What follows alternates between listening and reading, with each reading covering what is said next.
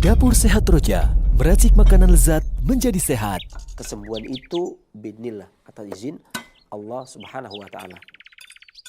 Bismillahirrahmanirrahim. Assalamualaikum warahmatullahi wabarakatuh. Alhamdulillah wassalatu wassalamu ala Rasulillah wa ala alihi washabbihi wa mawalah amma ba'd. Kaum muslimin rahimani wa rahimakumullah, para pendengar pemirsa Roja dimanapun Anda berada, kembali kita bertemu. Kita panjatkan segala puji syukur kita kehadirat Allah Subhanahu wa taala yang telah melimpahkan kurnia-Nya kepada kita, memberikan kepada kita kesempatan, kesehatan sehingga kita dipertemukan oleh Allah Subhanahu wa taala. Salam serta salam semoga selalu senantiasa Allah curahkan kepada junjungan kita Nabi besar Muhammad sallallahu alaihi wasallam, juga para keluarganya, para sahabatnya, para tabi'in, tabi'in dan seluruh pengikutnya yang selalu senantiasa istiqomah dalam menapak sunnahnya hingga yaumul qiyamah. Dan adapun kemudian daripada itu, pembahasan kali ini kita bertemu kembali di Dapur Sehat Roja dan kita akan membahas tentang perihal darah. Adam atau darah ini memiliki beberapa gangguan. Yang pertama adalah hajjah, darah panas atau darah bergejolak. Kemudian yang kedua adalah darah tabayyuh, darah yang tabayyuh. Ya. Kemudian yang ketiga adalah kekurangan darah. Ya. Ada beberapa berarti permasalahan kendala darah. Ketika darah tersebut hajjah atau bergejolak, maka yang paling penting penanganan pertama adalah dikeluarkan. Darahnya dikeluarkan. Entah itu melalui jari-jari, 10 jari-jari kemudian dikeluarkan masing-masing satu tetes, atau telinga kemudian dilipat kemudian dikeluarkan masing-masing satu tetes. Ini efektif digunakan untuk menurunkan darah ketika hajjah. Ya. Dan darah tinggi itu masuk kategori darah hajjah. Darah tinggi itu masuk kategori darah hajjah, artinya darah yang bergejolak. Ya.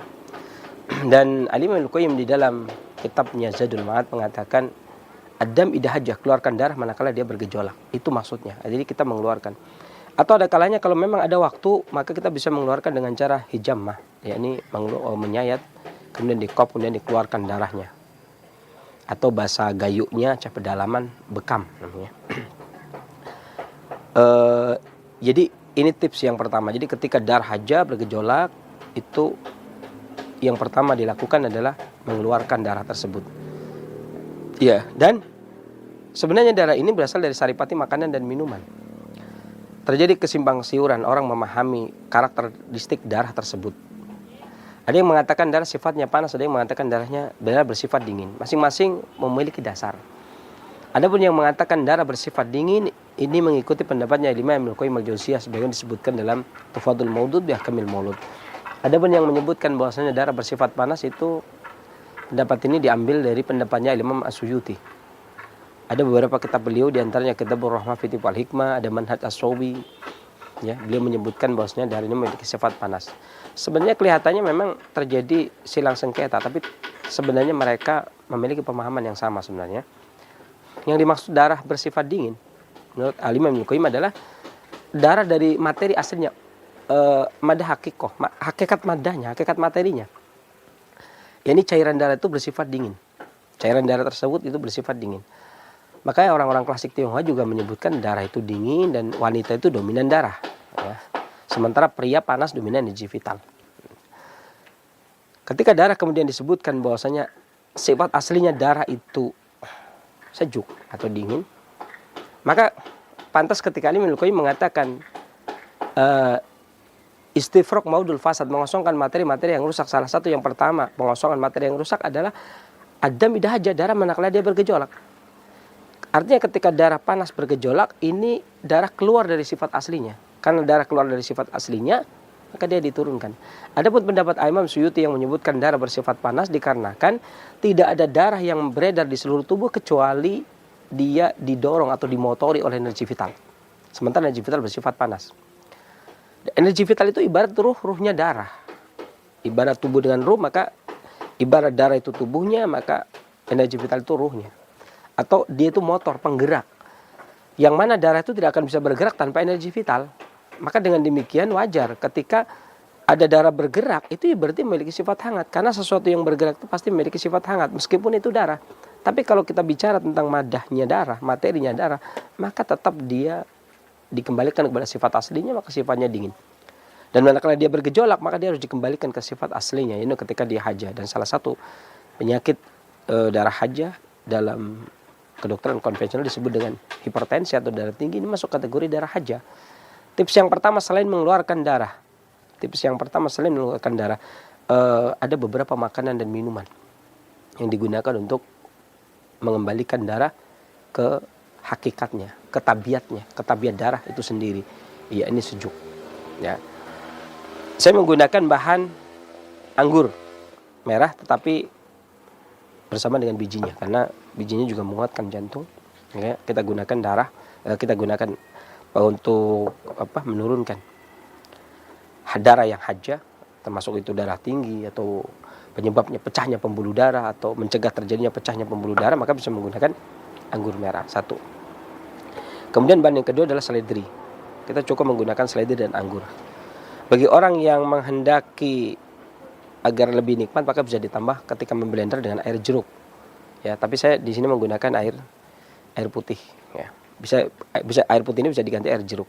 Kemudian ditambah dengan madu agar mendapatkan nikmat. Ya, kita blender, kita mulai.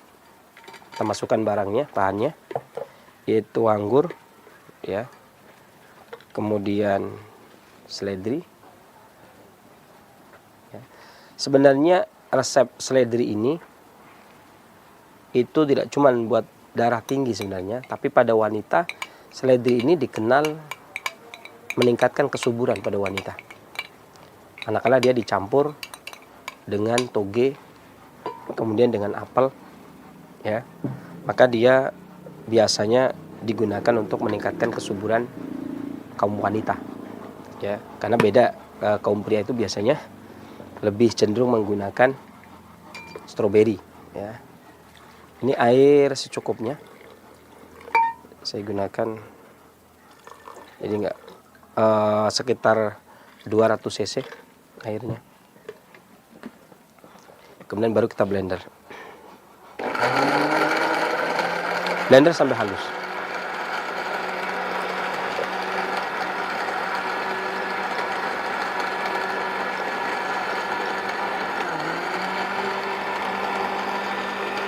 Biarkan blender sampai halus.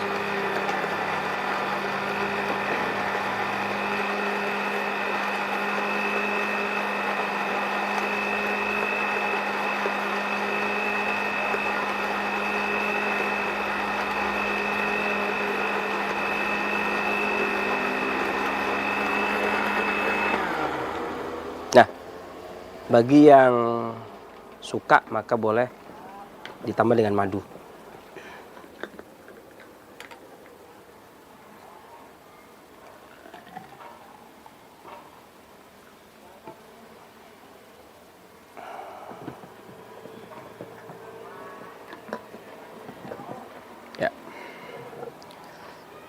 Jus anggur seledri ini digunakan untuk menurunkan darah yang haja atau mengembalikan darah ke tabiat aslinya, dari yang haja yang bergejolak kemudian kembali sejuk seperti semula. Dan ini masuk kategori, termasuk dalam hal ini adalah darah tinggi, ya.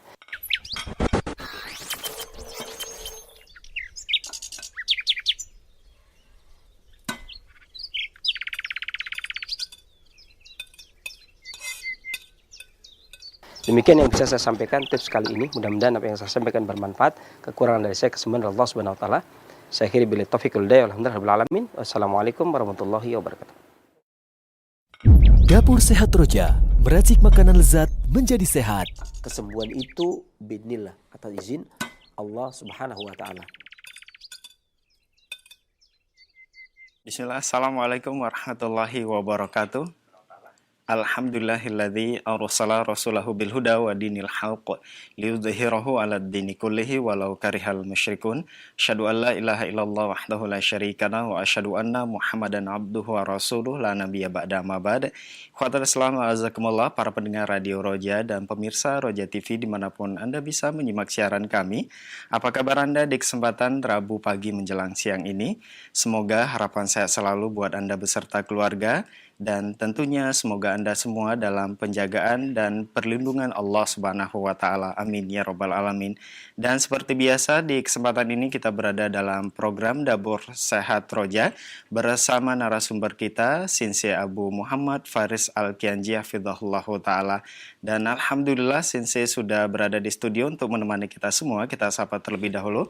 Assalamualaikum warahmatullahi wabarakatuh Sensei. Waalaikumsalam. Gimana kabarnya Sensei? Alhamdulillah sehat ya. Alhamdulillah. Barakallahu fiik. Barakallahu. Nah, ikhwatal Islam jazakumullah, setelah penyampaian materi, silakan Anda dapat berkonsultasi seputar kesehatan atau keluhan penyakit di line telepon. Baik, kita beralih ke Sensei kembali. Sensei, di kesempatan ini kita pembahasan berkaitan dengan mencegah dan mengobati darah tinggi ya.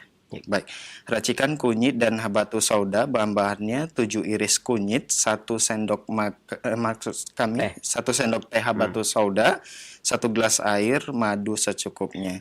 Baik, Sensei, gejala awal seseorang terkena darah tinggi kalau secara klasik itu seperti apa dan penyebabnya itu apa saja, Sensei? Nah. Terima kasih. Bismillahirrahmanirrahim. Assalamualaikum warahmatullahi wabarakatuh. Waalaikumsalam. Alhamdulillah. Wassalatu wassalamu ala rasulillah wa ala alihi wa sahbihi wa man wala ma ba'd. Kaum muslimin rahimani wa rahimakumullah. Terima kasih telah menjadi pemirsa yang baik di TV dan radio Roja. Dan terima kasih saudara saya Al-Supri untuk pertanyaannya. Berkaitan dengan hipertensi, sebenarnya ini masuk ke kategori permasalahan darah ini, hipertensi ini sebenarnya tidak ada di dalam kesehatan klasik ini, tidak ada sebutan untuk darah tinggi, karena pengertian darah dalam klasik dan kedokteran barat itu juga ada perbedaan. Satu contoh begini, ketika Al-Imam Al-Qayyim menjelaskan dalam Miftah dari Sa'adah bahwasanya asal muasalnya darah, cairan merah, ya saya tidak bilang darah, kemudian itu masuk ke dalam makanan yang masuk ke dalam maidah, yang mana biasanya di kamus-kamus maidah ini diterjemahkan dengan bahasa lambung, walaupun secara definisi baik di Khaliqul Insannya Imam Az-Zujjaj maupun di Miftah dari Sa'adahnya Ibnu Qayyim Al-Jauziyah ini beda definisi lambung dan definisi maidah. Maka lebih tepatnya itu sebenarnya maidah itu ya perut besar, karena kalau diartikan ke dalam lambung itu ya nggak tepat, baik dari sisi fungsi ataupun dari sisi materi.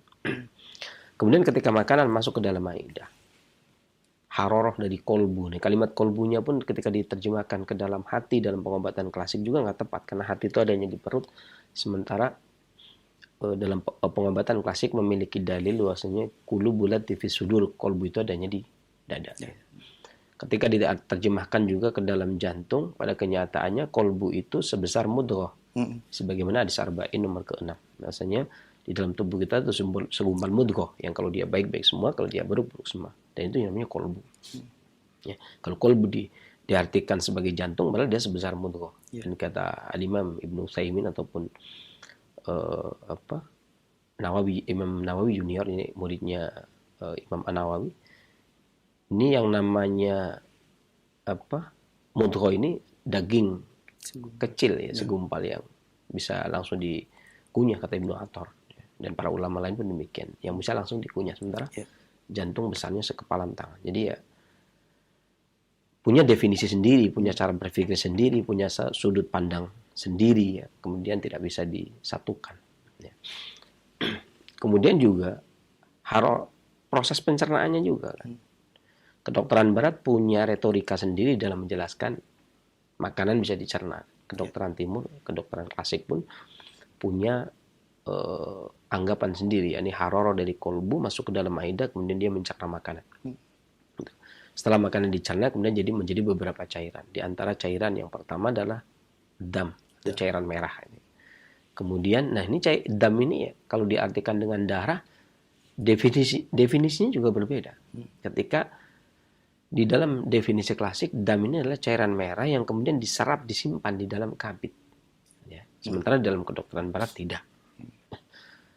Jadi dari sisi kaitan kerja, kemudian dari sisi fungsi terkadang berbeda.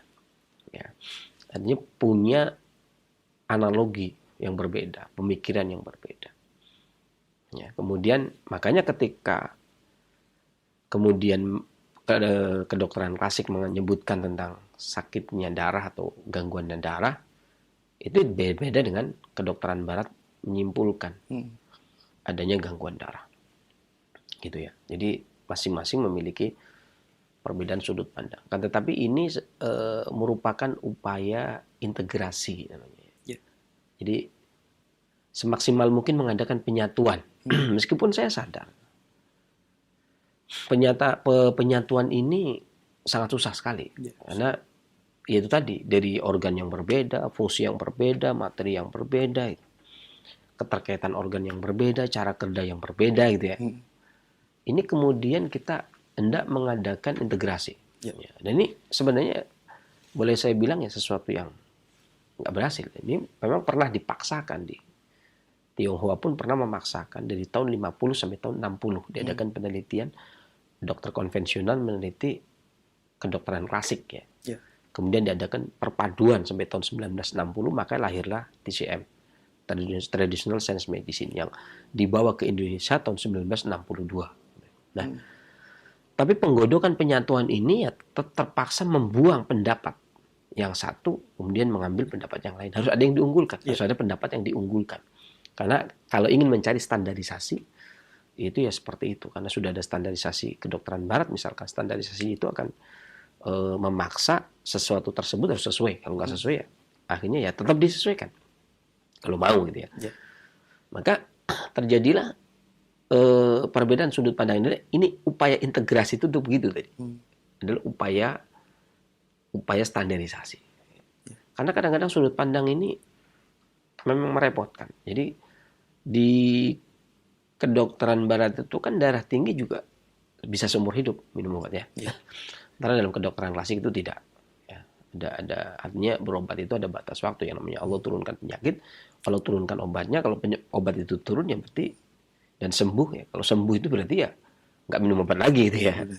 Yang namanya minum obat itu berarti sakit. Ya, kalau nggak sakit ya berarti nggak minum obat gitu kan. Ya. Jadi sembuh. Ya, walaupun ini ada kisah yang memang cukup bagus. Saya juga dulu pernah diuji sama kedokteran barat ketika saya mengatakan darah tinggi pun bisa sembuh. Gitu ya. Karena dalilnya ya kalau obat itu tepat mengenai sasaran sembuh biidznillah. Kalau sembuh Allah kehendaki sembuh ya sembuh. Ya.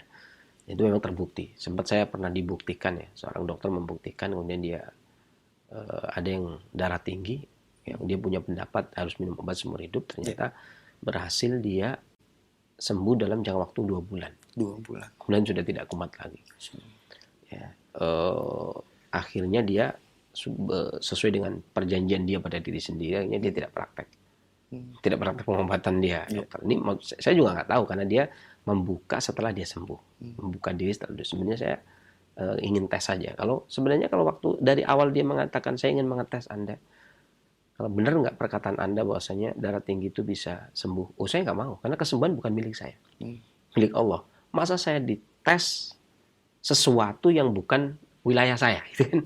Iya kan? Kesembuhan itu Allah. Kemudian atau hidayah pun dari Allah. Kemudian kita dites, coba kamu sampaikan dalil Al-Quran, saya dapat petunjuk gak? Yang susah banget begitu ya. Kalau kamu kasih obat, saya bisa sembuh gak? Ini kan kalau dari awal begitu, itu saya nggak mau. Karena pernah juga ada orang yang datang punya 2 anak, yang satunya flek paru, satunya juga flek paru. Dia satunya diobati ke dokter, satunya lagi ingin ke tempat saya. Dia ingin mengetes. Lebih cepat mana di antara yang 2. Di antara yang 2. Dia datang ke saya, kemudian saya tolak. Ya. Waduh, kalau yang begitu saya nggak berani. Karena kesembuhan milik Allah. Sehingga saya khawatir sekiranya di dalam misalkan pengobatan klasik itu sembuh dalam jangka waktu sebulan atau 2 bulan maksimal, misalkan kemudian sembuh, dia akan mengatakan berobat di Sinsebuman lebih cepat daripada dokter. Ini kan salah. Ya kan? Yang benar adalah berobatnya kan kepada Allah. Yang menyembuhkan itu Allah. Artinya harusnya kan begini. Dimanapun kalian berobat, kalau Allah sudah menghendaki sembuh, sembuh. Kan gitu tuh. Kalimatnya kan harusnya begitu. Bukan berobat di sana lebih baik. Lebih cepat sembuh kalau berobat di sana daripada di sana. Itu kan nggak bisa begitu. Berarti artinya ini dua-duanya yang diadu. Lebih cepat mana coba? Ini sama ini. Padahal dua-duanya nggak aktif, nggak terlibat urusan. Artinya dua-duanya itu pelayan, sama-sama pelayan. Ya, khodim ya, sama-sama pelayan. Jadi dokter juga pelayan karena yang menyembuhkan Allah. Saya juga Rafiq Kutib, pelayan untuk memohon agar Allah yang menyembuhkan. Ya sama-sama melayani. Kemudian yang menghendaki satu, yang maha itu satu, ya kan Allah. Yang menyembuhkan Allah. Kok kita yang diadu kan repot. Ya. Lah kalau sampai kemudian dokter duluan atau saya yang duluan, yang Allah memberikan kehendak di tempat saya sembuh duluan, atau Allah memberi kehendak di dokter sembuh duluan, kemudian diklaim bahwasanya yang lebih cepat menyembuhkan, ini kan kriminal jadinya, ya kan? Maksudnya di hadapan agama jadi kriminal, bukan agama pemerintah, bukan di hadapan pemerintah, di hadapan agama jadi kriminal. Artinya kesembuhan itu bukan milik saya, kok saya rampas itu ya, atau kesembuhan bukan milik dokter, kok dokter rampas itu. Jadi kan mencuri hak, merampas hak. Makanya seperti itu sudut pandang yang berbeda ini hendaknya ya saling menyadari kondisi-kondisi seperti itu. Artinya gini, seorang dokter tidak membutuhkan pengobatan tradisional. Ya. Kadang-kadang ada orang mengatakan ada namanya saling mengisi. Gitu ya. Kekurangan kedokteran barat dipenuhi kedokteran timur, kekurangan kedokteran timur dipenuhi kedokteran barat. Itu nggak ada kamusnya seperti itu, nggak ada. Nggak ada. Adanya itu sudut pandang pasien sendiri itu ya. Jadi kalau ada orang seperti itu namanya nggak ahli. Dokter yang ahli ditanya, dok, apakah Anda ketika ngobati pasien ini butuh bantuan pengobatan tradisional? Dia pasti ngomong nggak butuh. Iya kan? Nggak. Oh ya, ini sebagai sinergi. Misalnya profesor dokter profesor itu ya. Sebagai bentuk sinergi, saya mengobati darah tinggi itu saya menjaga agar darah tidak naik, kemudian tradisional supaya menormalkan. Kerjasamanya enggak ada. Sesuai dengan keilmuannya dari A sampai Z kedokteran barat itu tidak ada di dalam pelajaran itu kemudian harus ada sinergi, nggak ada. Dia harus mutlak. Ya, cukup di kedokteran barat. Itu harus begitu, itu namanya ahli. Kalau kemudian ya kami masih butuh pengobatan tradisional, ini namanya dokter nggak ahli namanya. Begitu pula kedokteran timur, pengobat klasik. Kalau kemudian apakah pengobatan klasik itu masih bisa butuh sinergi dengan kedokteran barat? Kalau yang nggak ahli ya tentunya, oh iya, kami masih butuh. Kami dalam menangani ini itu nggak bisa, tapi dokter barat bisa. Ini namanya pengobatnya tidak ahli namanya. Pengobat yang ahli maka tidak ada istilah sinergi, karena segala sesuatu ilmu itu punya akar pohon ya, punya pohon, yang namanya pohon ilmu itu udah ada akarnya, batangnya, buahnya. Jadi dia tumbuh dengan sendiri. Ya, sebagaimana buah rambutan tidak butuh adanya pohon mangga, gitu kan? Pohon mangga juga tidak butuh, nggak akan hidup pohon mangga kalau nggak ada rambutan. Ya bodoh amat dengan rambutan. Artinya seorang pengobat klasik pun sudah lahir sebelum pengobatan kedokteran barat. Kalau dia pengobat klasik itu butuh bersinergi dengan kedokteran barat, seakan-akan menafikan. Oh, kalau begitu pengobatan berarti dari dulu pengobatan klasik nggak bisa menangani apa-apa dong. Kalau yang dibutuhkan ternyata baru lahir kemarin. Begitu pula kebalikan. Dan ngapain ada pengobatan barat kalau masih butuh pengobatan timur? Jadi masing-masing berdiri sendiri dan sebenarnya nggak butuh sinergi. Adapun butuh sinerginya nanti pasien, yang ngerasain pasien, gitu loh. Pasien, bukan tabibnya, bukan dokternya. Pasiennya ini kayaknya saya butuh sinergi. Ya, itu pasiennya, itu pasiennya sendiri. Kalau pengobatnya ya dia kan pengobat tradisional ya. Kalau misalkan gangguan tulang ya ke patah tulang, ada kan semuanya juga ada jurusan-jurusannya. Jadi tapi orang-orang yang belum lulus terkadang dalam kedokteran barat belum lulus, dia butuh penambahan dari kedokteran timur. Dari kedokteran timur yang orang yang belum lulus, maka dia akan mengatakan kita butuh sinergi, butuh kekurangan kita ditutupi oleh kedokteran barat. Sebenarnya bukan kekurangan, memang sempurnanya segitu. Kedokteran barat sempurnanya segitu, kedokteran timur sempurnanya segitu gitu. Bukan ini kekurangan ditambahi, ya nggak bisa. Kekurangan kayu ditambahi besi, kekurangan besi ditambahi kayu, masing-masing berdiri sendiri. Ini saya bukan ini ya. Kenapa saya bercerita ini dulu? Karena jangan sampai saya khawatir jangan sampai dianggap integrasi. Saya upayakan untuk integrasi itu dianggap punya Bu Muhammad menyendiri nih. Seorang pengobat klasik tapi membahas darah tinggi gitu ya. Ini kan ranahnya dokter. Ini makanya saya tadi sudah berbicara, saya kasih mukadimah panjang lebar, intinya memang berbeda ya. Tetapi upaya integrasi ini sudah pernah ada gitu ya. Sudah pernah ada. Cuman integrasi ini ya tetap tidak dapat gitu ya. Itu nggak dapat, tetap aja ada perbedaan. Tapi ini merupakan upaya integrasi ya. Jadi saya bilang masih upaya integrasi. Ini integrasi ini bukan sesuatu yang mutlak, pasti tetap sudut pandangnya ada perbedaannya. Dan ini sudah dilakukan dari tahun, sebenarnya ide ini itu dilakukan dari tahun 1914. Ide ini 1914. Kalau saya tahu betul sejarahnya itu, sejarah kemauan integrasi itu muncul tahun 1914. Nah, ini integrasi timur barat ya. Kalau integrasi timur dengan timur itu ya sudah dimulai ya, sudah dari dulu banget integrasi timur dengan timur. Tapi integrasi timur dan barat itu sebenarnya dicetuskan tahun 1914. Di Indonesia itu tahun 1902. Tapi kalau di Tionghoa 1914. Dan di sini 1902. Itu usaha adanya integrasi. Ya. Nah, ini adalah upaya integrasi yang mana tentunya tidak sempurna. Yang namanya ini juga saya yang keberapa. Saya termasuk orang yang keberapa, bukan orang yang pertama. Jadi hipertensi. Jadi pada pengobatan klasik ini pada prinsipnya penyakit darah itu yang pertama haja, adam, makanya disebutkan Al-Imam Ibnu Qayyim adam idah haja, keluarkan darah jika dia bergejolak.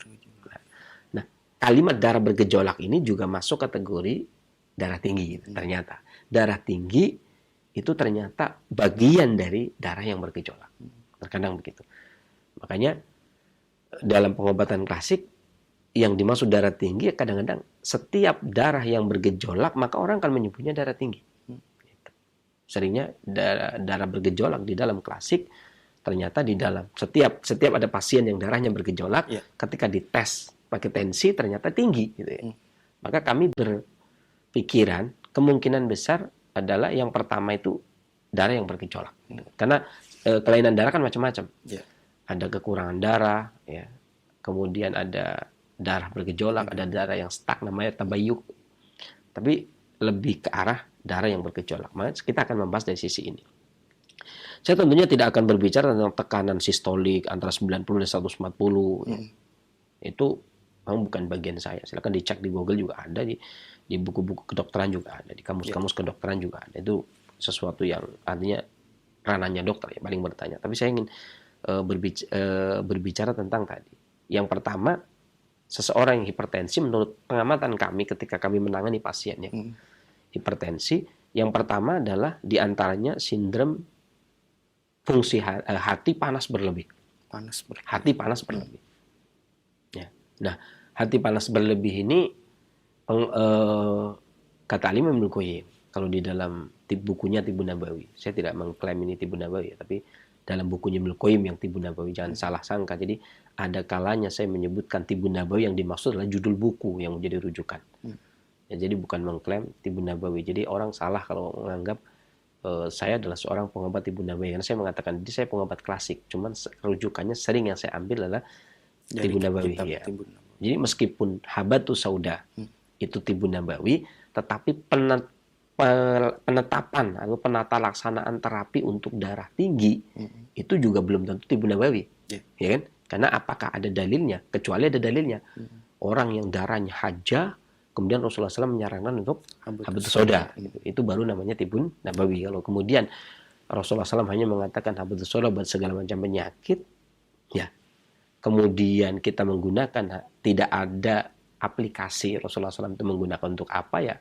Nggak bisa ya, kecuali madu untuk sakit perut, karena itu pernah ada hadisnya dari Abi Sa'id Al-Khudri kan, yang ada sahabat yang sakit perut kemudian mengatakan temannya itu sakit perut, kemudian Rasulullah SAW menyuruh madu. Ini berarti Tibun Nabawi.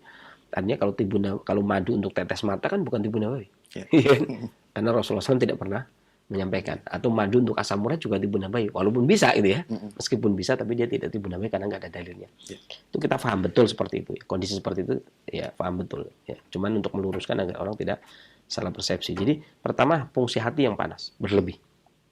Nah, ini atau kalau dalam bahasa Ibnu Qayyim ini dalam buku Tibbun Nabawi itu hajjah, darah yang bergejolak. Ya, darah yang bergejolak ini dikarenakan hati yang panas. Karena saya katakan tadi, hati tempat menyimpan darah. Ya. Ini juga sempat menuai protes. Hati tempat menyimpan darah. Nah, terus kalau hati menyimpan darah, mata butuh darah, sebuah organ butuh darah. Kalau disimpan di hati terus gimana? Bukan begitu analoginya. Jadi analoginya itu persis seperti kita misalkan dapat gajian. Makanan habis diproses. Ya. Kemudian kita dapat gajian itu kita simpan misalkan di tempat penyimpanan, entah itu bank, entah itu tabungan gitu ya. Tabungan yang ada di rumah atau orang-orang dulu bambu kayak kasur kayak jadi bantalnya duit gitu misalkan gitu. Itu kan namanya simpanan. Tapi ya untuk keseharian kita tetap ada. Jadi bukan semuanya disimpan, diserap, disimpan. Itu yang memang untuk disimpan. Tetapi yang untuk operasional ya tetap untuk operasional. Nah, ketika tempat penyimpan ini panas, tentunya darah akan menjadi panas. Ini akan mempengaruhi. Ini yang dimaksud dengan darah hajjah, darah bergejolak. Yang obatnya kalau Al-Imam Ibnu Qayyim ya keluarkan darah manakala dia bergejolak. Adam idah hajjah, keluarkan darah manakala dia hajjah, dia bergejolak. Tapi ini masuk kategori darah tinggi. Ini pasien yang biasanya ngomong, saya darah tinggi, saya tensinya tinggi, sensei. Sekian. Oh, sistolik sekian, diastolik sekian. Kemudian ketika kita cek, ternyata darahnya hajjah. Adapun darah tinggi yang disebabkan karena darah hajat, hati yang panas berlebih, ini gejala yang muncul atau manifestasi klinik adalah rasa pahit di mulut. Rasa pahit di mulut. Kemudian tekanan darah naik. Ini fungsi hati berlebih. Ketika dicek tekanan darah naik, rasa pahit di mulut, dan naiknya itu, tensinya naiknya itu kalau stres atau kalau marah. Ya.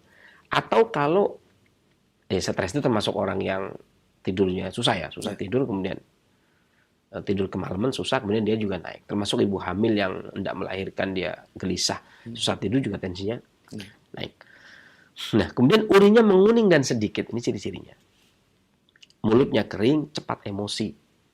Ini hati panas berlebih membuat darah hajjah bergejolak. Ini penyebabnya yang kemudian pada ukuran kedokteran barat ini hipertensi. Kemudian matanya merah. Ini sangat banget ya. Mulutnya kering, cepat emosi, matanya merah. Kemudian wajahnya merah. Ya. Sakit kepala parah dan terkadang pusing. Nah, ada kalanya pusing 7 keliling, ada kalanya sakit kepala di bagian belakang yang berat, kepalanya parah. Ini ada beberapa nasihat tip ya, nasihat saran buat orang yang darah tinggi. Kadang-kadang darah tinggi menjadi suatu kebanggaan. Artinya saya kan darahnya tinggi, jadi saya gampang marah. Anda jangan mancing emosi saya. Padahal kan latakto, jangan marah. Harusnya kan begitu ya. Jadi jangan bangga dengan sesuatu yang dilarang. Melanggar kok bangga gitu ya. Kamu nih jangan mancing emosi saya itu darah tinggi. Orangnya gampang marah. Gampang marah kok bangga, harusnya tekan ya. Jangan bangga. Saya ini cepat emosi, makanya jangan pancing. Jangan emosi, kan Rasulullah SAW nyuruhnya jangan emosi. Gitu. Makanya sebenarnya obatnya ya sabar dia. Obatnya itu sabar. Kemudian sakit yang seperti ini, maka makanan obatnya tadi resep kan sudah ya. Resep tadi sudah menggunakan kunyit.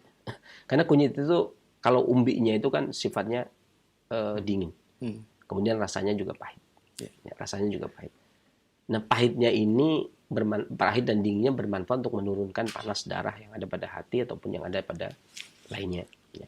Kemudian habatus sauda itu juga pahit, sehingga dia mendinginkan darah. Itu tujuannya begitu. Tetapi makanan obatnya diantaranya adalah rumput laut dimakan setiap hari. Biasanya 1 on cukup. 1 on rumput laut. Kemudian direbus, kemudian dimakan setiap hari. Itu juga cukup untuk mendinginkan ini makanannya. Ya. Atau bisa juga ya banyak sekali sih ya yang bisa dikonsumsi untuk orang-orang yang darah tinggi, diantaranya juga seledri. Seledri itu juga 1,5 on lah ya, 1/2 on juga cukup. Seledri kemudian itu juga cukup, kemudian timun itu juga bisa. Ini kalau yang karena darah haja ya, Ya. darah panas berlebih ya, ini juga cukup.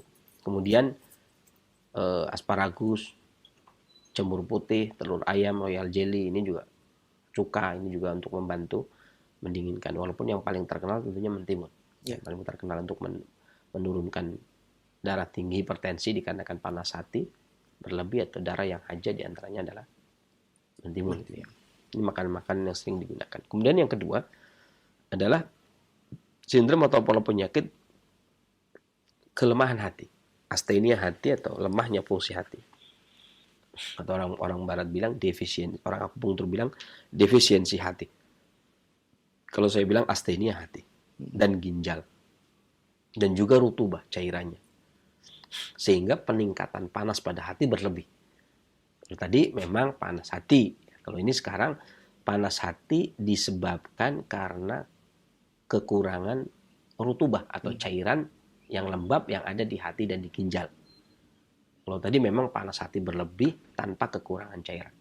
Kalau ini kekurangan cairan yang menimbulkan panas hati dan ginjal. Karena kekurangan cairan di hati dan ginjal. Nah, ini juga ketika dicek.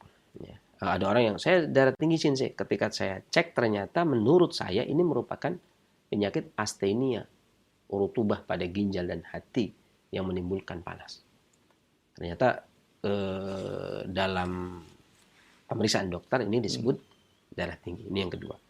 Adapun gejala yang muncul adalah tekanan darah mudah naik. Sama, tapi kalau tadi marah dan stres, kalau ini kelelahan dan stres. Jadi lelah naik, stres naik. Ini karena astenia, jadi panasnya darah dikarenakan astenia rutubah pada hati dan astenia rutubah pada ginjal. Sehingga panas memegang peranan yang dominan, kemudian tensi gampang naik pada saat lelah atau pada saat stres. Kemudian urinnya sedikit dan merah. Kalau tadi kuning, ini urinnya agak merah. Ini perbedaannya begitu. Kalau emosinya cepat, sama seperti emosi. Cuman ini ada tambahan insomnia, susah tidur. Kemudian ada nyeri di pinggang, karena ada gangguan di ginjal. Kemudian banyak mimpi, berbeda dengan tadi. Karena astenia, panas berlebih memegang dominan, dikarenakan kekurangan cairan, yang timbul adalah banyak mimpi. Dan mimpinya pun menderita. Entah itu dikejar-kejar pencuri, harusnya ngejar pencuri malah dikejar. Ya, itu juga bisa. Ya. Atau bisa juga kaki dan tangan kaku, nyeri di paha, telinga berdenging, ini karena urusan dengan ginjal, dan keluar air mani pada pria itu gampang ejakulasi dini. Ya. Karena kelemahan ginjal dan hati. Kemudian bisa jadi vertigo, ya, pusing tujuh keliling. Adapun makanan obatnya tadi sudah diracikan. Adapun makanan obatnya bisa juga dengan yang seperti ini, juga bisa menggunakan seledri 2,5 on, ya. Kemudian dicuci kemudian direndam pakai air panas selama 20 menit, kemudian dibuat jus. Atau bisa juga makanan-makanan yang lain, diantaranya sarang burung, ini agak mahal, kemudian keju, telur ayam, kacang polong, kemudian gula brown itu apa? Gula aren ya? Gula aren. Kemudian juga asparagus, telur ayam, sotong bebek, telur bebek, jamur putih, royal jelly, kemudian hati ayam. Ini juga makanan yang bagus untuk panas yang disebabkan karena kekurangan rutubah atau cairan yang ada pada hati dan ginjal. Kemudian yang terakhir, ini dikarenakan sindrom defisiensi rutubah dan haroroh dengan defisiensi haroroh yang meningkat. Jadi kalau itu bahasa akupunkturnya, bahasa saya itu astenia rutubah, dan secara umum ya, astenia rutubah, kekurangan rutubah secara umum pada tubuh, kemudian menyebabkan meningkatnya haroroh. Gejala yang timbul adalah pandangan mata kabur, tangan kaki dingin, buang air kecil setiap malam, secara frekuen. Bernafas berat saat berjalan, susah tidur, kemudian kepala terasa sakit, nyeri di bagian pinggang, banyak mimpi, berkeringat, telinga denging, wajah agak merah, ototnya kram, kakinya lemah. Dicek tensinya tinggi. Gitu. Maka makanan yang bagus sama juga. Kalau tadi resep sama, kemudian makanan yang bagus diantaranya ya seledri, yang segar, di jus, kemudian bisa juga dengan kurma, atau minum seledri nggak usah di jus, di sup juga bisa, digunakan sebagai sup juga bisa. Kemudian makanan ya kuning telur ayam, kemudian keju, kacang polong, kemudian juga sotong daging bebek, telur bebek, jamur putih, tiram, kemudian royal jelly. Selain jus seledri juga bisa digunakan sebagai sup. Ini saya rasa 3 cukup saya sampaikan. Walaupun sebenarnya puluhan ya. Karena ini kan pengalaman. Jadi seorang darah tinggi ketika diperiksa di kedokteran klasik, ternyata ini sindromnya ini, sindromnya itu. Kan bisa puluhan. Ini artinya, makanya saya pernah mengatakan 10 orang darah tinggi obatnya bisa beda. Karena obatnya beda karena sindromnya beda tadi. Nah, setiap yang saya sampaikan, ini pola penyakitnya ini, itu sebenarnya bukan sebatas itu. Misalkan saya menyampaikan 7 atau saya menyampaikan 5, itu sebenarnya bukan sebatas itu. Tapi karena ya bisa puluhan, bisa 20, bisa 30 pola, 30 sindrom itu. Berarti namanya juga waktu ya. Harus ngirit waktu, gimana ya, 3 cukup ya hentikan 3, 7 cukup kita hentikan 7, 5 cukup kita hentikan 5. Jadi bukan integrasi timur dan barat darah tinggi itu 3 pola ini, enggak, tapi banyak hal ya untuk darah tinggi ya, tapi salah 3-nya ya. Salah 3-nya kalau di ini ya, orang yang darah tinggi kan puluhan. Saya juga udah memeriksa ya ratusan orang darah tinggi, artinya ternyata 100 orang juga beda polanya. Ini pola yang beda ya, kalau saya sampaikan cuma 100 ya 1 tahun ya selesai jadinya cuma darah tinggi doang gitu ya. Demikian yang bisa saya sampaikan, dan untuk sesi barangkali ada pertanyaan lain. Ya, baik Sensei. Baik, sebelum kita membuka pertanyaan, tadi disebutkan bahwasannya Imam Ibnul Qayyim menyebutkan sebagaimana disebutkan oleh Imam Mufli Al-Hambali dalam kitab Adabus Syar'iyyah tentang istifraq al-mawaddi al-fasida, tentang mengosongkan materi-materi yang rusak. Ini tadi ada 10 perkara. Itu 10 perkara tersebut apa saja sih? Ya. Jadi memang kaidah pengobatan klasik ini Al-Imam Ibnul Qayyim membagi menjadi 3. Ya. Kalau Al-Imam Al-Qurtubi itu membagi menjadi 2. Al-Himyah dan Ad-Dawa. Ya. Kalau Imam Ibnul Qayyim, kemudian Al-Imam Ibnu Muflih Al-Hambali itu membagi menjadi 3. Ya. Kemudian kalau Imam Suyuti tambah 4. Jadi Hifdzus Shihah, kemudian Al-Himyah Anil Mawdi, kemudian Istifraq Al-Mawidul Fasidah. Ini yang keempatnya adalah Ad-Dawa. Ya. Nah, istifraq pengosongan materi itu diantaranya yang pertama tadi ad-dam, keluarkan darah manakala dia bergejolak. Kemudian yang kedua adalah keluarkan sperma manakala dia meronta, ingin dikeluarkan. Artinya punya mood ya, kalau dalilnya ya kalau kita melihat seorang perempuan kemudian di jalan kemudian punya hasrat, datangi istri kan. Dia sama, meskipun di dapur mendatangi istri itu sah-sah saja. Nah, keluarkan sperma itu manakala dia meronta, tidak dikeluarkan. Jadi kalau belum meronta ya jangan dipaksain. Kadang-kadang ada orang maksa. Jadi kalau sperma meronta, maka keluarkan. Dan jangan dipaksa sperma itu keluar. Itu yang kedua. Ya, jadi tadi darah juga meronta ingin keluar, sperma juga meronta ingin keluar. Kemudian yang ketiga bersin. Nggak usah ditahan, bersin aja. Ya. Kemudian yang keempat itu diantaranya al-qai, muntah. Makanya kata Hadis bin Qaladah, seorang yang sehat itu hendaknya dalam 1 bulan muntah 2 kali. Karena muntah itu merupakan proses pembuangan atau istifraq balgham. Dahak atau reak. Ya. Ini yang sehat ya, itu 2 kali. Kalau yang sakit ya bisa lebih. Kemudian buang angin. Buang angin. Ya, kemudian buang air besar. Yang keenam, kemudian buang air kecil. Yang ketujuh, kemudian kosongkan kantuk dengan tidur. Kemudian kosongkan lapar dengan makanan. Kemudian yang kosong lagi adalah haus. Kemudian diisi dengan minum. Itu ada 10 perkara yang. Jadi ketika kita sudah lapar ya makan, sudah haus ya minum. Ini dokter klasik ini ya. Sebenarnya ini bukan Tibu Nabawi, ini dokter klasik. Yang dikutip oleh Imam, ini pendapatnya Imam Ibnul Qayyim. Makanya saya tidak pernah mengatakan ini Tibu Nabawi, tapi ini adalah pendapatnya Ibnul Qayyim. Tapi artinya gini, ada orang hari ini yang punya pendapat. Oh, kalau kata saya, pendapat saya kedokteran tradisional itu begini. Ya silahkan. Ya, artinya kalau saya lebih memilih pendapatnya Ibnul Qayyim. Ini Ibnul Qayyim punya pendapat ada 10 perkara yang harus dikeluarkan. Di antaranya adalah itu tadi, 10 perkara tadi. Jadi kalau perut kosong berarti diisi dengan makanan. Kalau kantuk berarti tidur, gitu ya. Yeah. Makanya kadang-kadang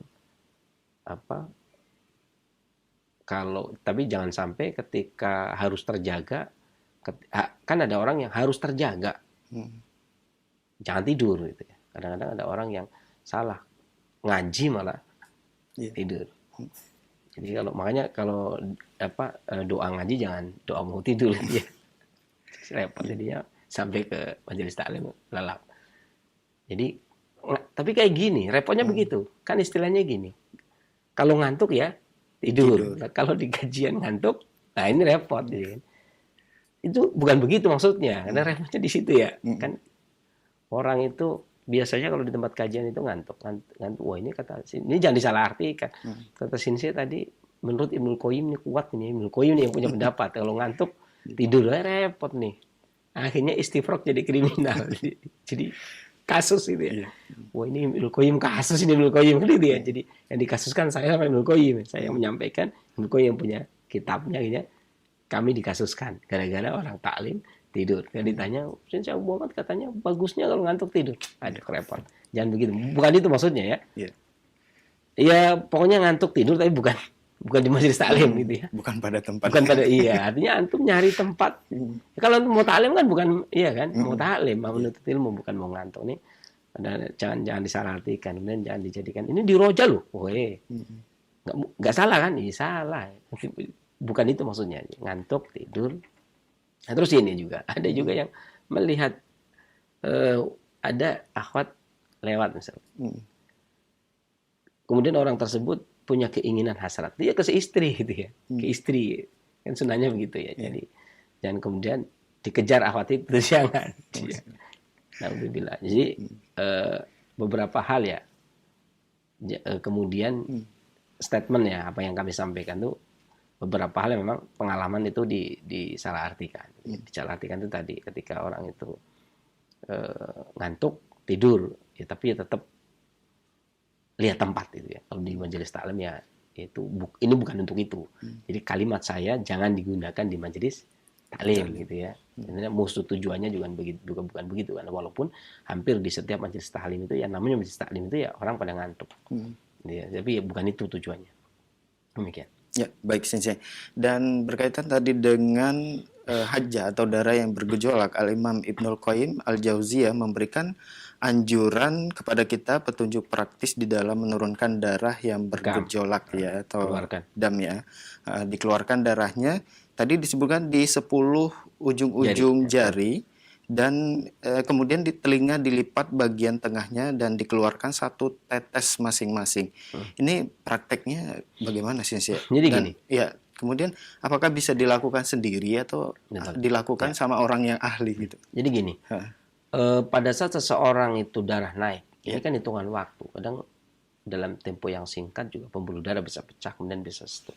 Maka untuk menghindari tentunya kalau memang gerak cepat gitu ya, gerak cepat. Jadi Ibnu Qayyim memberikan saran. Kalau darah lagi haja maka segera dikeluarkan. Ini kan saran. Maka ada 2 jalan kan. Saran tersebut ada 2 jalan. Yang pertama mengeluarkan dengan segera. Ya, yang kedua dengan bekam. Kalau dengan bekam dia dikop dulu ya. Tunggu dulu dong. Ini masih dikop gitu ya. Saya ingin segera dikeluarkan. Ya enggak dulu, ntar dulu ini masih dikop kan gitu ya. Ntar tunggu sabar. Setelah dikop kemudian baru dikeluarkan dan seterusnya. Nah, tapi kalau buru cepat hitungan menit gitu ya, hitungan detik misalkan. Ya.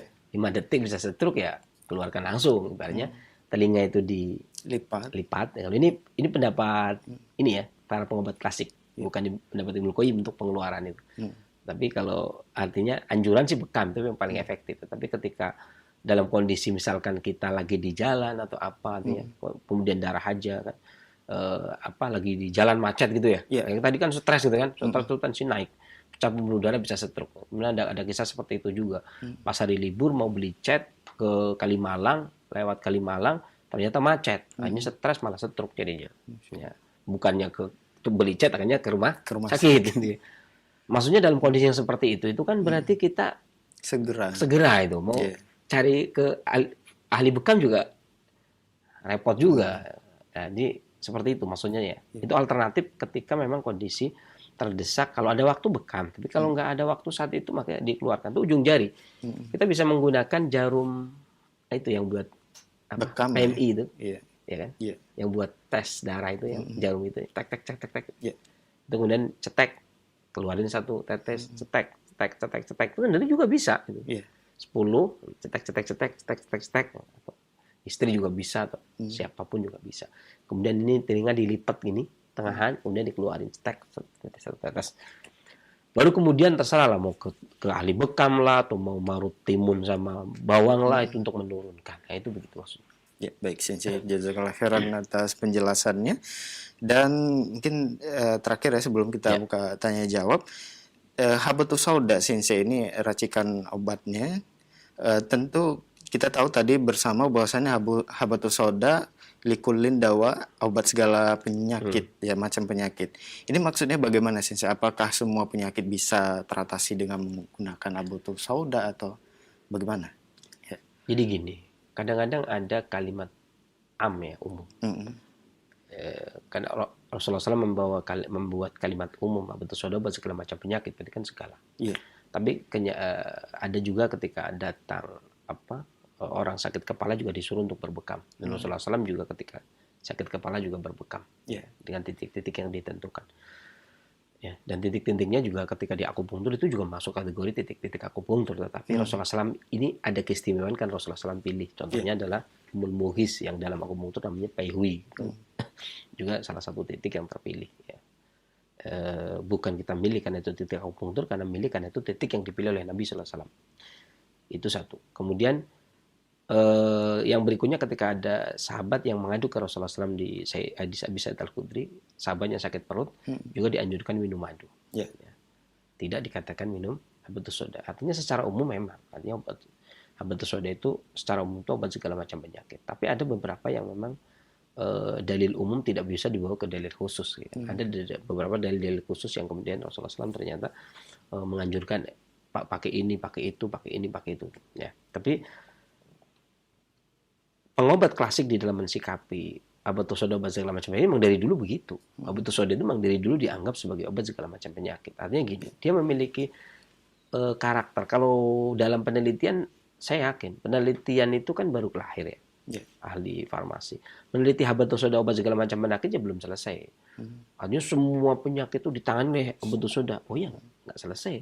Tapi siskan begini, penyakit itu kata Ali Ibnu Qayyim itu ada 4.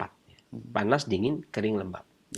Entah itu datangnya dari luar, entah itu datangnya dari dalam. Itu penyakit itu panas, dingin, kering, lembab. Nah, Habatus Sauda ini bisa mengenyahkan 4 ini. Ya, Habatus Sauda itu rasanya sedikit pedas. Sedikit pedas itu berarti mengeringkan penyakit yang lembab. Nah, pedasnya juga itu membuang angin. Ya kan? Pedasnya juga membuang angin. Ya, artinya di sini lembab juga bisa. Ya. Kemudian panas dia pahit. Pahit itu sifatnya dingin.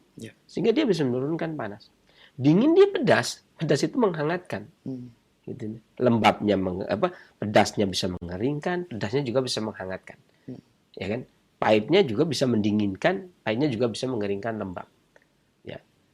Dan Habatus Sauda itu materinya itu rutubah sehingga bisa melembabkan yang kering. Maka arti kata ini kalau dalam pengobatan klasik ya nggak perlu penelitian, pas banget karena dia bisa menurunkan panas, dia bisa menghangatkan yang dingin, dia bisa mengeringkan yang lembab dan melembabkan yang kering. Sementara penyakit dalam pengobatan langsung cuma ada 4. Ya. Dan dia mengatasi. Itu satu. Yang kedua, habatus sauda ini melindungi jantung.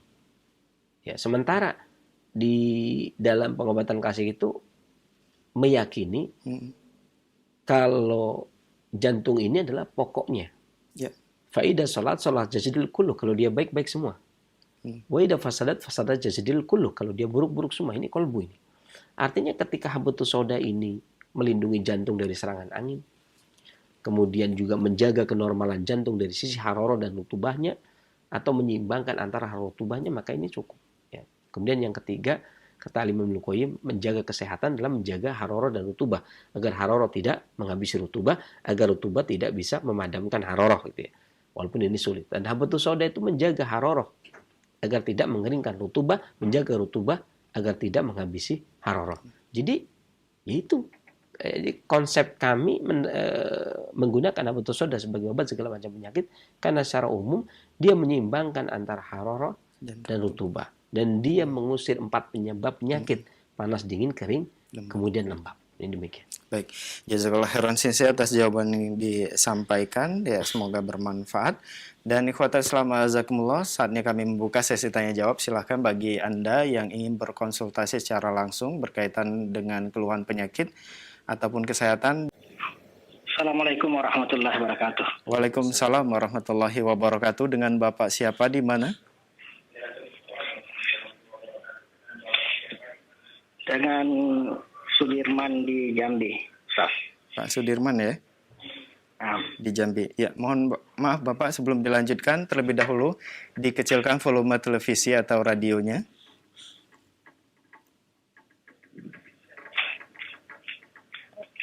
Ya, kalau sudah silahkan Bapak. Nah, Ustaz. Yang ini Ustaz, Anda ini menderita gangguan hidung. Kalau yang kurang lebih 4 bulan ini indera penciuman saya hilang, Ustaz. Tapi tidak hilang seluruhnya, artinya itu baunya, indera penciumannya berubah. Artinya itu mencium sesuatu itu bukan tidak tercium dengan bau sesuatu itu, bahkan tercium dengan bau lain. Baik. Terkadang juga tidak ada merasakan bau sesuatu sekalipun. Sudah berapa lama, Pak? Kalau yang parahnya ini kurang lebih sudah 4 bulanan. 4 bulan ya. Tapi sebelum-sebelumnya kami menderita mudah bersin, kulit berkepanjangan sudah bertahunan itu, Ustaz. Cuman yang kurang lebih 4 bulan ini sudah ini enggak indera penciuman itu artinya itu hampir hilang lah. Jadi kalau mencium seperti bau-bauan itu seperti sampo itu sudah bukan baunya lagi. Ada baunya cuman berubah. Baik. Cukup. Baik Bapak, itu saja pertanyaannya. Yes, Ustaz. Ya, mohon ditunggu jawaban dari Sensei. Ya. Baik, silakan Sensei. Jadi sebenarnya organ paru ini memiliki hubungan yang erat, entah itu dengan kulit, entah itu dengan penciuman. Ya. Sesuatu yang berhubungan dengan angin atau pertahanan yang berada di daerah luar. Indera penciuman ini dikuasai oleh organ paru. Bahwa bisa menggunakan beberapa cara. Saya berikan 2 cara di sini. Yang pertama, bahwa bisa mengunyah habatus sauda 1 sendok teh, kemudian dikunyah. Biji tentunya. Kemudian dikunyah, mau tidur minum air hangat. Ya, 1 sendok teh dikunyah, kemudian ditelan, kemudian minum air hangat. Ini menjelang mau tidur. Atau bisa juga kalau belum mendapatkan habatus sauda, bisa menggunakan kencur seujung jari kelingking, kemudian dikunyah, kemudian ditelan, kemudian minum air hangat. Demikian, mudah-mudahan Allah angkat penyakitnya dan bermanfaat bagi para pendengar Indonesia yang lainnya selanjutnya. Baik, syukron Sensei atas jawaban yang disampaikan. Semoga bermanfaat untuk penanya Bapak Sudirman yang ada di Jambi. Nama ikhwatal Islam azakumullah, silakan bagi Anda yang ingin bertanya secara langsung. Assalamualaikum. Waalaikumsalam warahmatullahi wabarakatuh. Dengan Ibu siapa, di mana? Ini dengan Farida di Bekasi. Ya, silakan Ibu. Iya, maaf ini saya izin bertanya. mengenai mah ya. Saya ini masih bingung masuk pola mah yang mana gitu yang Tuhan yang saya miliki. Nggak jelas ya? Mohon maaf Ibu, suaranya kurang begitu jelas. Bisa diulangi kembali? Ya, ini mengenai mah ya. Saya masih Mah. bingung, saya masih masuk ke pola mah yang mana gitu. Keluhannya apa saja Ibu? Ya, keluhannya kalau misalkan makan pedas atau asam itu walaupun sedikit, biasanya efeknya itu perut begah, mual, perih, kenyang tapi lapar, kemudian sakit yang seperti kram gitu, kadang ada kram, rasa sakit yang cekit-cekit itu berpindah-pindah. Kadang juga rasa cekit-cekitnya itu ada tiba-tiba yang kayak nyetrum gitu. Ya. Ke ulu hati gak enak, kemudian ke kepala juga pusing kelayangan, dan maaf sering buang angin dengan bau yang khas gitu. Iya, baik. Nah, kondisi saya sekarang sedang hamil 4 bulan. 4 bulan. Baik. Iya. Baik Ibu. Ada yang mau ditanyakan? Cukup. Ya. Baik Ibu, mohon ditunggu jawaban dari Sinse. Terima kasih interaktifnya. Ada 2 kemungkinan pola ya. Bisa juga dikarenakan pola astenia limpa. Ya. Bisa juga dengan astenia limpa lambung, astenia hati limpa, lambung tidak harmonis. Bisa astenia hati limpa tidak harmonis, bisa astenia bisa jadi hati limpa tidak harmonis, bisa juga dengan astenia limpa dan lambung. Ya. Jadi ada beberapa kemungkinan pola, diantaranya 2 kemungkinan tersebut.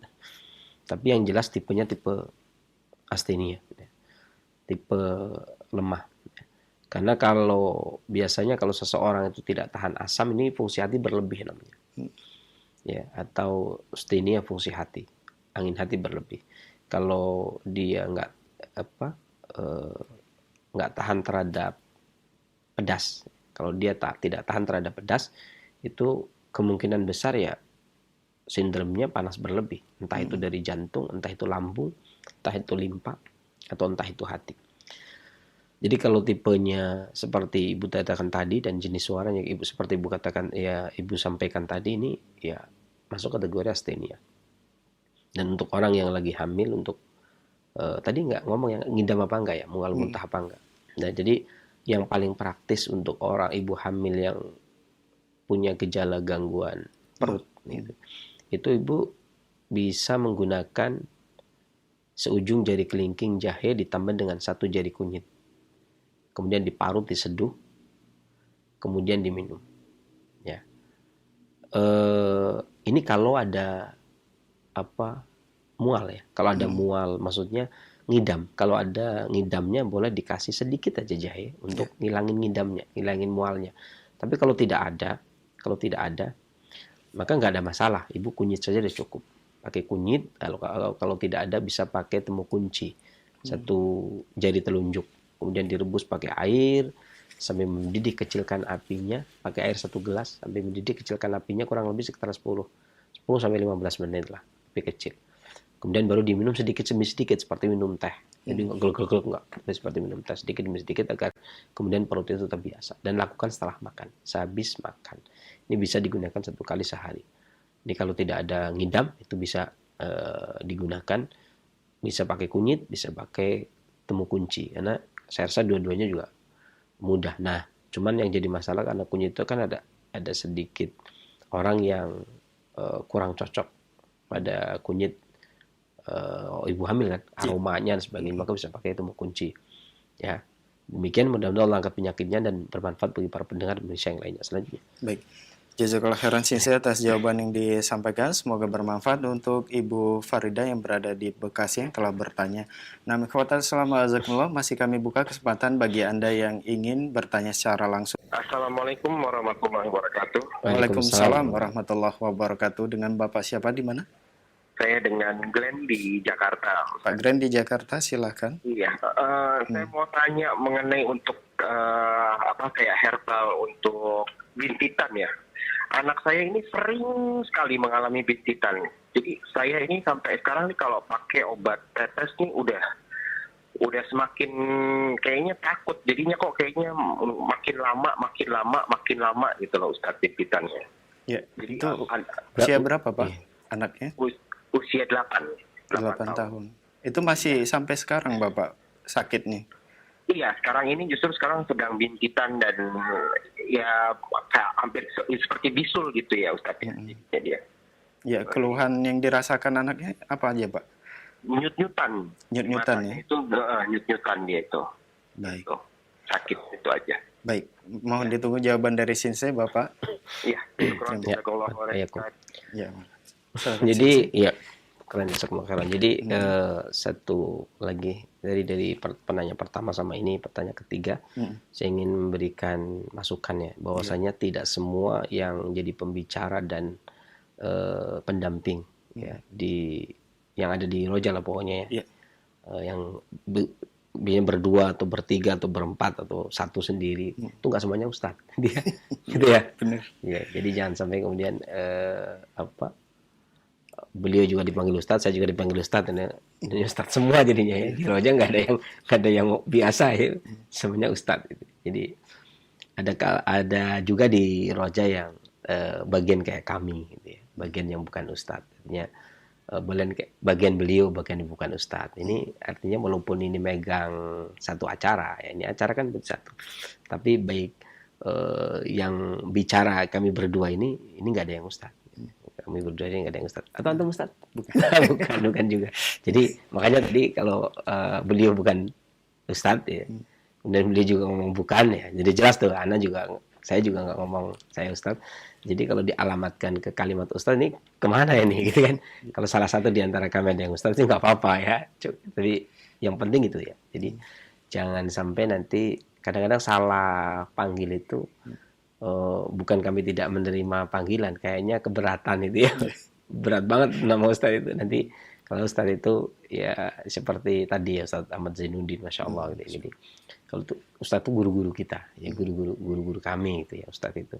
Jadi jelas-jelas beliau memberikan kajian, pengarahan ilmu dan sebagainya. Ya, paling tidak membedakan lah. Dan ingat pokoknya kalau ada orang, saya kadang-kadang gitu sering ketika orang datang, bahkan ya yang megang komputernya semuanya ustadz semua ya. Ustadz semua, atau bahkan di sini juga ada yang bagian, semua kan ada bagiannya dari K3 Satpam sampai ya semuanya umum lah ya, kayak kantor begini ya ada yang ngetik dan sebagainya. Itu artinya ya nggak semua ustadz, bahkan boleh dibilang ya keseharian ya ustadz gak di sini. Di sini itu keseharian bukan. Jadi kita. Jadi keseharian itu kalau ada acara ya ustadz ada. Jadi ini mohon maaf ya, bukan berarti kami itu menolak disebut ustadz, karena memang yang biar enak saja, pas saja. Jadi bapak bercanda dengan kita ya, jadi nggak kualat gitu ya. Ustadz itu kalau ustadz kan gimana ya kita. Jadi kalau dia omong ustadz kan kita duduknya juga agak. Jadi bukan begitu, salah ya. Kami bukan ustadz, beliau juga mengakui tadi bukan ustadz, berarti nanti jangan bilang ustadz. Gini Pak, pada anak-anak itu seringnya gangguannya itu ada dua, pencernaan dan pernafasan. Dan gangguan bintitan itu masuk kategori lemah limpa. Jadi timbunan lembab panas, itu namanya timbunan lembab panas. Limpa. Ya, ini karena limpa, entah itu lama limpa itu melemah, ya, entah itu dikarenakan makanan, gitu ya.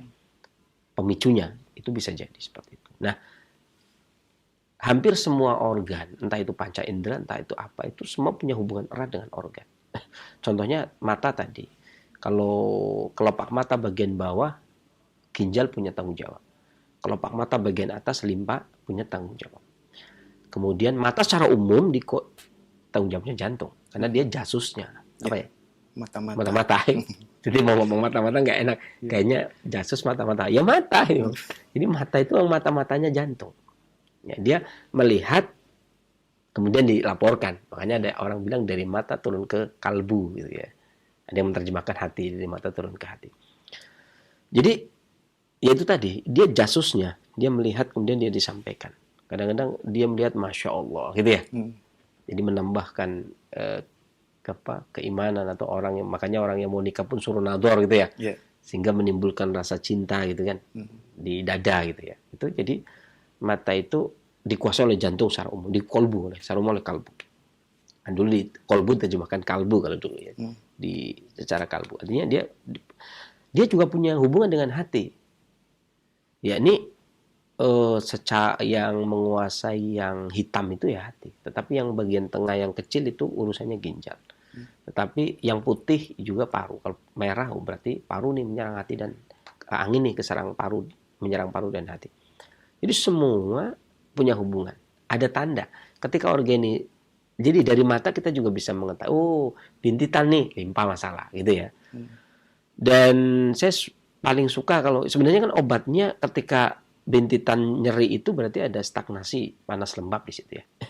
Berarti obatnya adalah pengering lembab, kemudian penurun panas. Nah, obatnya yang sifatnya pengering lembab itu bisa menggunakan yang pahit, penurun panas itu yang dingin.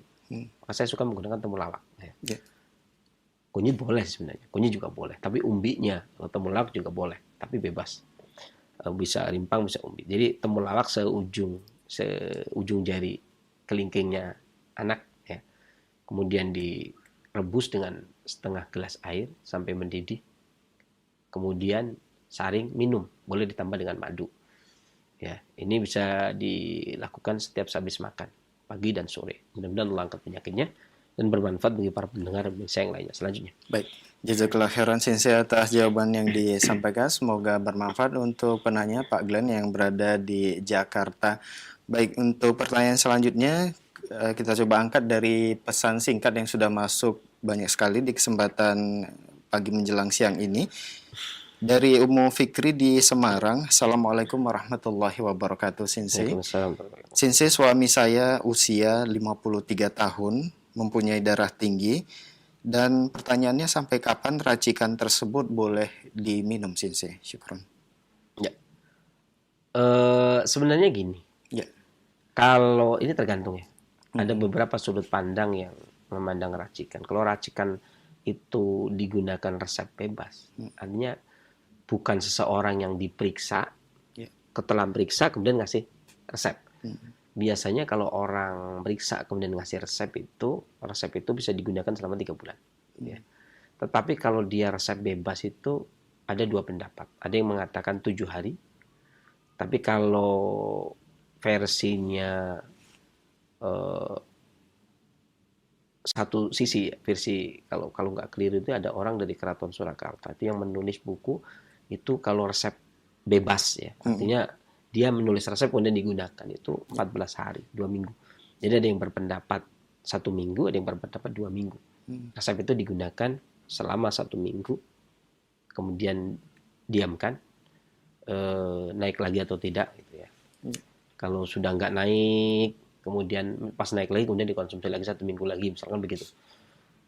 Sampai kemudian tidak naik ya. Dan ada yang berpendapat boleh digunakan sampai 14 hari atau 2 minggu ya. Dan ini pendapat ini juga berdasarkan penelitian dan pengalaman mereka masing-masing ya, secara ilmiah dan alamiah. Jadi ibu boleh menggunakan yang selama 1 minggu, boleh menggunakan yang selama 2 minggu ya. Demikian, dan Allah angkat penyakitnya dan bermanfaat bagi para pendengar Indonesia yang lainnya. Selanjutnya. Baik, syukuran saya atas jawaban yang disampaikan. Dan pertanyaan selanjutnya dari Endang di Pati. Assalamualaikum warahmatullahi wabarakatuh, Sensei. Beberapa waktu lalu urat di leher kiri saya sering tegang, Sensei, seperti kawat yang ditarik. Saya agak pusing dan mual. Kemudian belakangan ini saya merasa tidak nyaman lagi di leher kiri meski tidak seperti dulu. Mohon solusi herbalnya, Sensei. Syukur. Ya. Ya, memang kadang-kadang ungkapan seperti ini itu hanya bisa dirasakan oleh orang yang merasakan. Ya. Kalau kita suruh menghayalkan ya, membayangkan seperti di leher seperti kawat yang ditarik, nah, kita nggak kebayang kayak apa rasanya ya. Ya itulah masing-masing orang itu akan memiliki sudut pandang gitu ya. Jangan kemudian kalau ditulis susah ya. Ditulis susah, ilmunya itu susah. Untuk diilmui susah, tapi bagi yang merasakannya ya tahu persis seperti nadinya seperti udang berenang. Nah, ini repot sekali gimana rasanya megang udang berenang. Ya, apa ya kan repot. Ya, pokoknya itulah. Kalau rasa itu ditulis itu nggak bisa, hanya dirasakan ya kan. Makanya yang namanya megang, saya kalau ngajar nadi itu gampang karena udah pernah merasakan gitu ya, meraba-raba. Tapi orang yang nerima itu kan susah. Apa ini maksudnya ini ya? Seperti benang basah, seperti senar biola misalkan, atau seperti bola nadinya seperti bola kasti misalkan, ya kan? Nadi bola kasti apaan ini? Nadinya seperti daun bawang, kan repot juga. Jadi gitu. Ini juga sama ternyata. Kencang nyeri seperti kawat ditarik di leher. Ya pokoknya jangan dipikirin. Pokoknya gitulah. Ya masing-masing orang tuh ya Allah Maha tahu ya. Yang paling tahu ya Allah ini. Jadi artinya bagaimana sakit orang itu beda-beda. Ya. Ini Masya Allah ya, bagaimana subhanallah Allah membikin sesuatu itu tidak sama. Dan itu subhanallah. Ini biasanya dikarenakan sesuatu yang nyeri itu kami sering mengatakan dikarenakan tabayyuk. Makanya ada dua hal. Seorang bisa mengeluarkan darah. Yang pertama ad-dam dajjal, keluarkan darah manakala dia bergejolak. Yang kedua ihtajam tabayyuk, keluarkan darah agar tidak tabayyuk.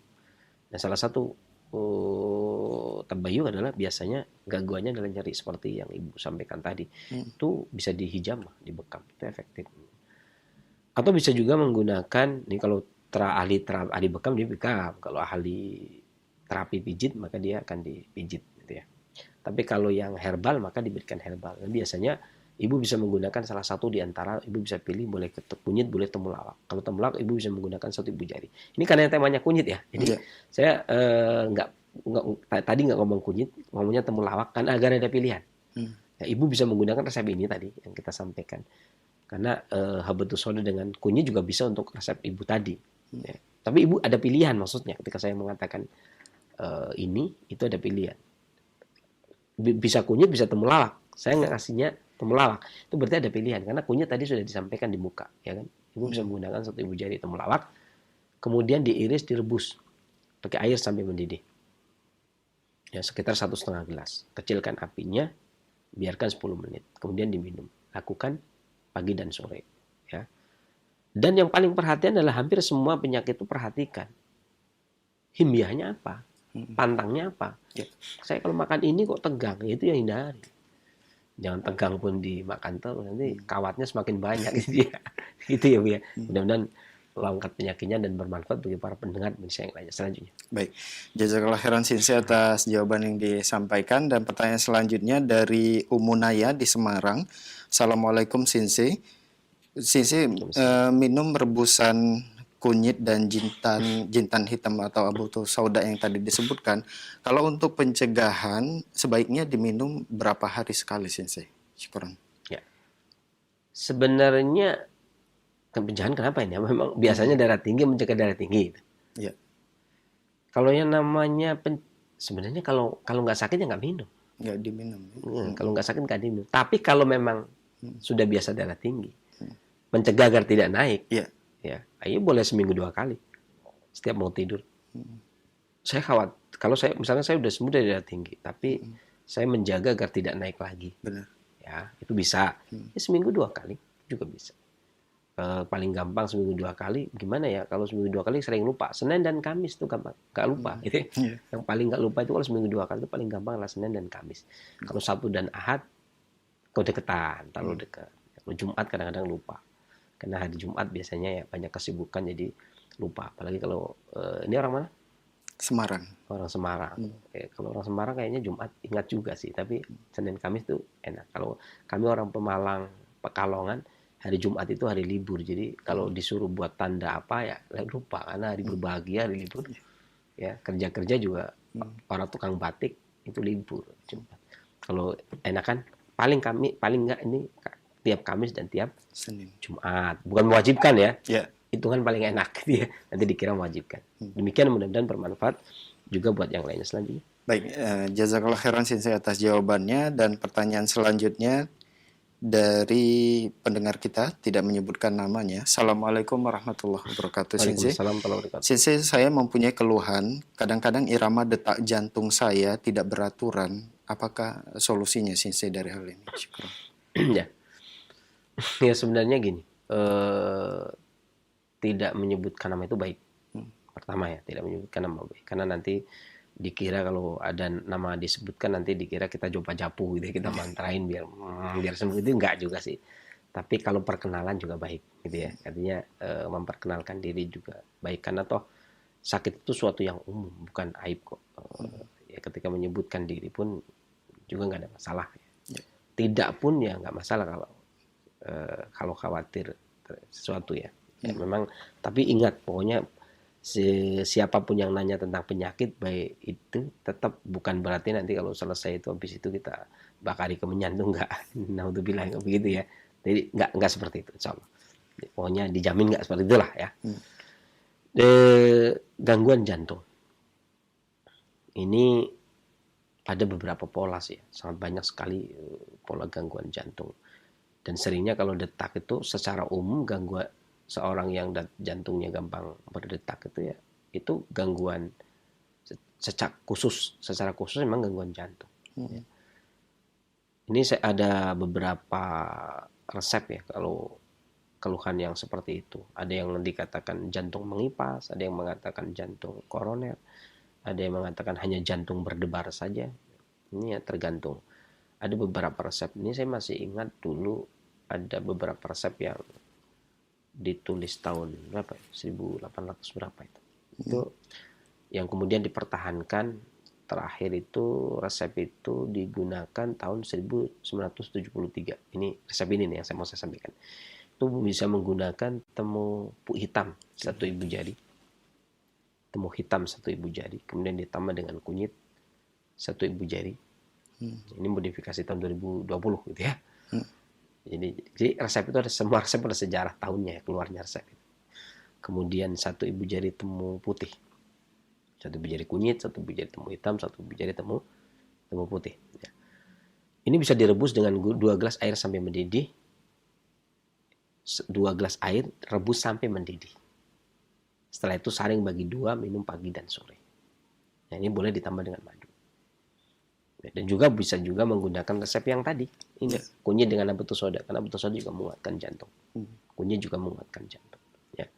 Bisa alternatif tadi yang kedua. Pilihan juga bisa yang pertama tadi. Demikian, mudah-mudahan mengangkat penyakitnya dan bermanfaat bagi para pendengar Indonesia yang lainnya. Selanjutnya. Baik, jazakallah khairan Sensei atas jawaban yang disampaikan. Dan pertanyaan selanjutnya dari hamba Allah. Assalamualaikum warahmatullahi wabarakatuh, Sensei. Waalaikumsalam. Sensei, misalkan kalau makan jintan hitam atau habatus sauda tidak dikunyah atau langsung ditelan dengan air hangat, itu bagaimana? Karena gigi saya sudah ompong, Sensei. Syukron. Jadi gini, semua proses itu punya tujuan. Semua proses punya tujuan. Entah itu obat disangrai, diseduh, direbus, di steam, ya, dikunyah, kemudian kayak puyer diaduk kemudian diminum. Semuanya itu punya tujuan. Maksud saya gini, ketika seseorang mengunyah habatus sauda itu, habatus sauda akan menguatkan gigi, mengobati gangguan gusi, bau mulut, ya. Jadi sayang sekali kalau dilewatkan gitu ya. Kemudian mengatasi sinusitis, flu, batuk, pilek, sakit kepala, menajamkan pandangan mata. Ya, kemudian juga mencerdaskan otak. Sayang dilewatkan itu ya. Kalau makanya saya selalu kalau bilang kunyah, karena manfaat yang dikunyah itu seperti itu. Kalau ditelan saja ya nggak ada masalah. Cuman terkadang kita nggak mendapatkan manfaat yang tadi, ya kan, yang kelewat tadi karena langsung buru-buru ditelan. Ya nggak ada masalah, silakan bisa. Cuman tujuan yang dikunyah itu tidak tercapai. Tapi yang ditelan itu ya seperti kalau punya tujuan untuk darah dan sebagainya itu ya sah-sah saja, nggak ada masalah, bisa. Demikian. Baik, jazakallah khairan Sensei atas jawabannya. Dan itu pertanyaan terakhir di kesempatan ini karena keterbatasan waktu yang ada, Sensei. Mungkin ada sebagai penutup atau ikhtitam, silakan. Iya.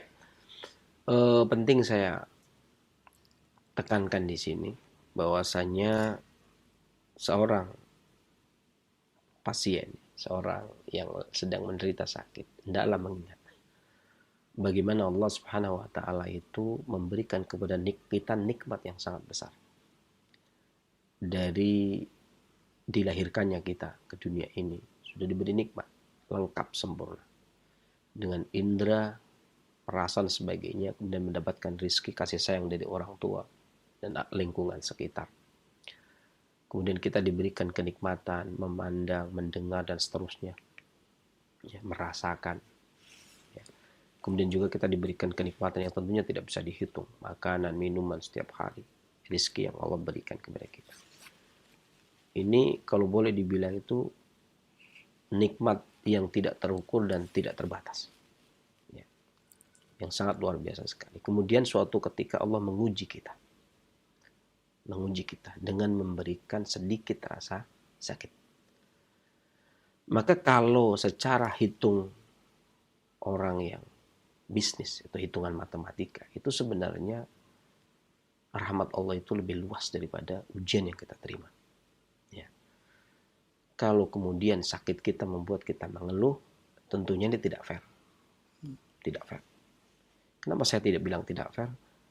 Kemana ketika kita diberikan karunia dan nikmat? Bahkan nikmat yang sangat besar diberikan kepada kita diantaranya adalah hidayah. Islam dan di atas sunnah. Ya, mengenal Nabi yang paling mulia, Nabi Muhammad SAW. Itu bukan nikmat yang sepele, bukan nikmat yang tidak bisa yang bisa diperhitungkan. Itu nikmat yang paling besar di antara nikmat yang besar. Tidak semua orang mengimani Nabi Muhammad SAW, dan kita dibukakan kolbu kita, diberikan hidayah untuk mengimani apa yang risalah yang disampaikan. Oh, ini nikmat yang luar biasa. Hendaklah selalu terpatri di dalam kalbu kita, di dalam jiwa kita, bahwasanya nikmat Allah itu sangat besar, amat sangat besar.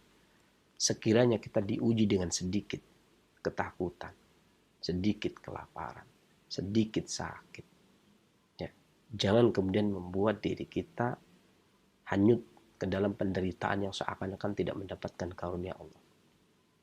Ya. Meskipun kemudian nanti manusia itu sifatnya keluh kesah, itu wajar saja, sesuatu yang biasa. Tetapi kalau kita sampai kepada merasa penyakit kita itu adalah kutukan, azab dan lain sebagainya, kayaknya Allah sudah tidak sayang dengan kita atau keputusasaan yang lain, ini saya katakan tidak fair. Kita tidak fair. Wallahi kita tidak fair. Bagaimana mungkin kita diberikan kenikmatan yang sangat besar, kemudian ketika diuji dengan sedikit sakit, kemudian kita merasa sakit itu sesuatu yang berat sekali, sesuatu yang besar sekali. Padahal sakit yang kita derita itu tidak ada apa-apanya dibandingkan nikmat yang Allah berikan. Artinya prosentasenya itu ya nggak bisa dihitung. Sekian banding sekian itu ya nggak bisa. Maka antum semua ya, orang yang lagi Allah uji sakitnya, hendaknya berpikir seperti itu. Kita tidak fair kalau kita sampai kemudian merasa sakit ini membuat kita putus asa. Kita harus penuh berharap. Orang yang putus asa atau nuqsanur roja, kurangnya harapan kepada Allah, itu dikarenakan dia seringnya mengandalkan amal perbuatannya. Menurut saya ini amalan saya udah hebat. Ini orang ini ecek-ecek banget. Karena walaupun secara syariat kita diperintahkan sholat, tapi untuk menuju ke masjid lah wala quwwata illa billah. Kalau kita tidak diberikan kekuatan oleh Allah, tidak bisa diberikan petunjuk, kita tidak sampai masjid, kita tidak sampai melakukan sholat. Ingat itu. Jadi jangan kemudian kita menganggap segala sesuatu kita sudah power, sudah hebat. Ya, memang secara dohirnya syariat kita diperintahkan oleh Allah SWT untuk melakukan syariat. Akan tetapi untuk melakukan itu, melangkahnya, prakteknya, itu butuh rahmat dan kurnia dari Allah SWT. Termasuk ujian kita sakit, kemudian nanti Allah sembuhkan, bahagia dan tidaknya. Maka banyak-banyaklah berdoa kepada Allah SWT. Mudah-mudahan Allah angkat penyakit kita dengan pengangkatan yang benar, gitu ya. Dan tentunya siapapun dia itu tidak akan bisa menerobos takdir. Ingat itu. Mau itu wali atau siapapun juga itu tidak akan bisa menerobos tirai takdir.